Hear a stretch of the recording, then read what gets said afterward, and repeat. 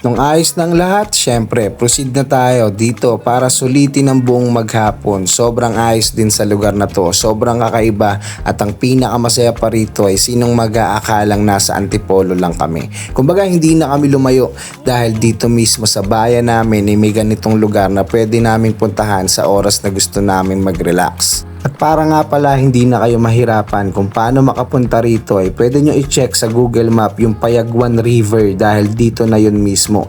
Meron din tayo mga campsite malapit sa ilog na to. Kumbaga same ilog lang din yung liliguan nyo pero may mga campsite dito kung gusto nyo ng medyo may kwarto, may CR, may maayos na lugar, pwede kayong mag-campsite. Pero kung gusto nyo ng sobrang rolang at libre tulad ng ginawa namin ay pwede kayo rito. So paano? Salamat sa panonood ng mga video ko.